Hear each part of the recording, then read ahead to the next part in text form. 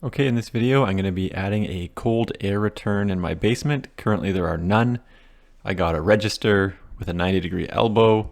I got some 15-inch and 30-inch 4-inch diameter ducting. And then I got this top takeoff.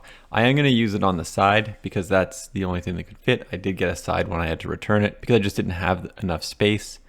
And it's going to slide right between the existing ductwork and one of the steel I-beams that's holding up my house. So I don't have too much room to work in here, but there's enough to slip it in here and have it all in the wall cavity. So for heating in my basement, I have one duct in my utility room, one over in the corner by the window. I've got another one in the other corner, and again, one in the final corner. So basically there's a heat register in each of the corners of my basement, but no cold air returns. I am just putting one in for now. I'm going to put another one in later. I don't use a chimney for my furnace. I do use a chimney for my hot water tank, and if you do too many cold air returns, there is a risk that you can draw air back down the chimney. So you do need to be careful about putting in too many cold air returns in your basement, because if you're pulling more air out through the cold air returns than is being pushed out through the vents, you could have a problem with exhaust gas coming back down your chimney.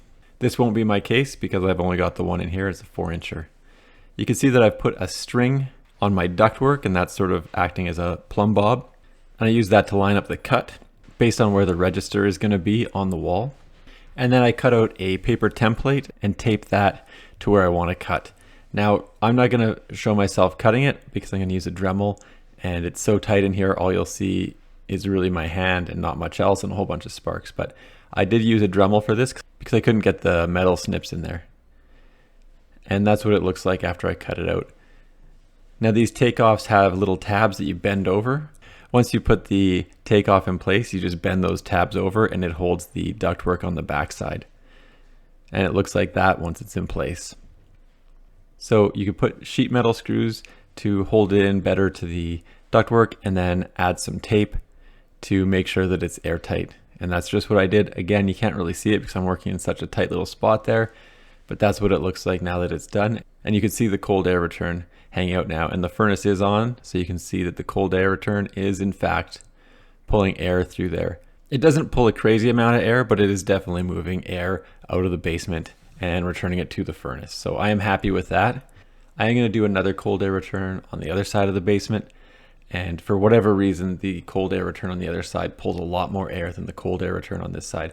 So I do see a big discrepancy in my cold air returns in my house. Putting the ducts together is very easy. Obviously you should be wearing gloves because the sheet metal's sharp. It's just a tongue and groove system. You do have to bend the ducting a little bit to get it to all fit. Once it's together, I do put a screw through it, which may or may not be necessary. And then I use some foil tape to tape up the seam so there's no leakage and to hold things together a little bit better. So once I got the 30-inch pipe put together, I just take some sheet metal screws and connect the 4-inch ducting to the takeoff that I've already installed into the existing cold air return.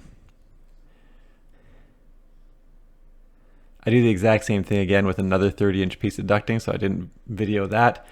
So I'm going to take one of the 15-inch pieces and cut it down to a 9-inch piece.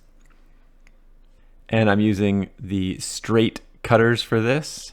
And I just used a Sharpie marker and a tape measure and just marked out 9 inches. Put a whole bunch of dots along the sheet metal, and I'm just cutting along the dots, pretty easy.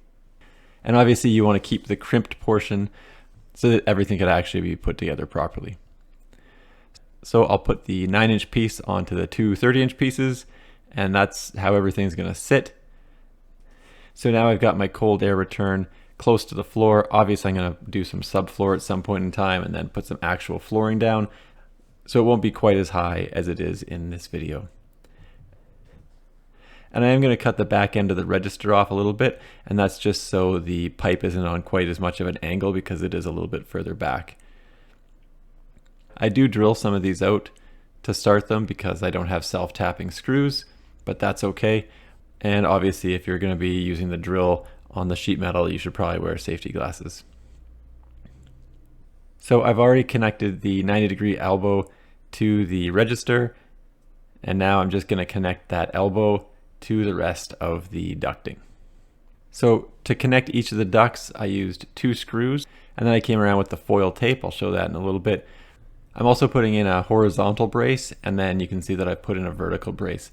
So now I can screw the register into 2x4s on either side of it, and then when I go to put a cover down, I'll have something to screw into that's not just drywall. I'll actually have some 2x4 behind the register.